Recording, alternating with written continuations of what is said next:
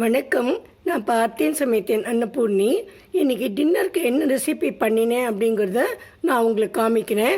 அது அடை கொழுக்கட்டை தான். இந்த க்ளூட்டனை கம்மி பண்ணணும், அது அவ்வளோ தூரம் ஹெல்த்துக்கு நல்லது இல்லைங்கிறதுனால இப்போ ரோட்டி ஒன்று 2 மாதமாக நான் பண்ணுறதில்ல. நைட்டு டின்னருக்கு இந்த அடை கொழுக்கட்டையை எப்படி பண்ணுறது, அதுக்கு என்னென்ன தேவைங்கிறது நான் காமிக்கிறேன், வாங்கோ. இப்போ இதுக்கு 1 கப்பு இட்லி புழுங்கலரிசி எடுத்துக்கணும். எந்த கப்பில் மெஷர் பண்ணினேனோ அதே கப்பில் நான் இந்த டம்ளரால் 1 டம்ளர் எடுத்துட்டுருக்கேன். அப்புறம் 4 வகையான பருப்புகளும் சேர்ந்து 1 டம்ளர் வேணும். எவ்வளோ அரிசி எடுத்துட்டேனோ அதே அளவு. அதாவது பாசிப்பருப்பு, உளுத்தம்பருப்பு, கடலைப்பருப்பு, அப்புறம் தோரம்பருப்பு. நான் இந்த பாசிப்பருப்பு தோலோடு எடுத்துட்டுருக்கேன். அதையும் நல்லா கழுவிட்டு க்ளீன் பண்ணிவிட்டு தண்ணியில் ஒரு 1 or 2 hours ஊற வைக்கணும்.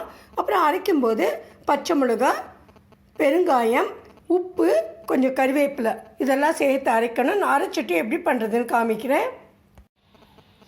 இப்போ அது எல்லாத்தையும் தண்ணியில் நல்லா ஊற வச்சுட்டுருக்கேன். ஒரு 1.5 hours அது ஊறட்டும். தட்டை போட்டு மூடி வைக்கலாம். அப்புறம் அரைச்சிட்டு நம்ம அதை பார்க்கலாம். Now I have transferred the dals and the rice to the blender and blended them. The consistency should be neither too coarse nor too smooth, and I am also having a cup of shredded coconut. We will leave it like this for an hour or so, then it will ferment. After that we will make that kozhakattai. இப்போ அந்த பருப்பையும் அரிசியையும் நான் மிக்சியில் போட்டு ஓரளவு அரைச்சிட்டேன். ரொம்ப ஸ்மூத்தாகவும் இருக்கக்கூடாது, ரொம்ப கொரகொரப்பாகவும் இருக்கக்கூடாது, மீடியமாக இருக்கணும். அப்புறம் 1 கப்பு கோகனட் தேங்காயும் துருவி வச்சுட்டுருக்கேன். இதை அப்படியே மூடி வச்சுடலாம். கொஞ்சம் ஃபர்மெண்ட் ஆகட்டும், அப்புறமா நம்ம கொழுக்கட்டை பண்ணலாம். இப்போ கடாயை அடுப்பில் வச்சுருக்கேன். 2 டேபிள் ஸ்பூன் கோகனட் ஆயில் விட்டுருக்கேன்.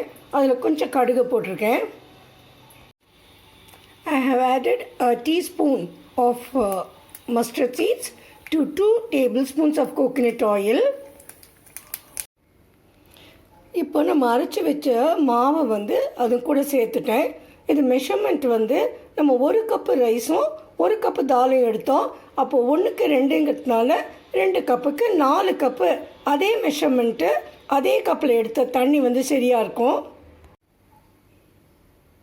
We have to mix it well now. I have added the coconut. இப்போ நல்லா அது cook ஆகிடுத்து. It has got cooked well. Now we will transfer to another plate. Let it cool down. Then we will make the balls and steam them. இப்போ அந்த மாவு நல்லா சூடு ஆறிடுத்து. அதை நல்லா நம்ம பால்ஸாக உருட்டிக்கணும். அதுக்கப்புறம் குக்கரில் வச்சு இட்லி மாதிரி வேக வைக்கணும். நீங்கள் இட்லி பானையிலையும் வேக வைக்கலாம். ஆனால் நான் குக்கர்லேயே ஒரு தட்டுலேயே எல்லாத்தையும் வச்சுட்டேன். ஆனால் தண்ணி மேலே ஏறாமல் இருக்கணும்னா ஒரு தட்டால் மூடிடணும். இப்போ நான் ஒரு தட்டால் மூடிட்டு அது வேக வச்சுட்டு அதுக்கப்புறம் காமிக்கிறேன். இப்போ ஒரு தட்டால் மூடி வச்சுருக்கேன். அதை இப்போ குக்கர் மூடிடலாம் நம்ம. ஆனால் வெயிட் போட வேண்டாம். The கொழுக்கட்டைஸ் are ready now. இப்போ நான் அதை பிளேட் பண்ணிட்டேன். தொட்டுக்கிறதுக்கு ஒரு வெள்ளை சட்னியும் அதுக்கப்புறம் வெஜிடபிள்ஸ்லாம் போட்டு ஒரு கொத்ஸ் மாதிரி பண்ணியிருக்கேன். Thank you very much. If you like this video, please subscribe to my channel. Thanks a lot.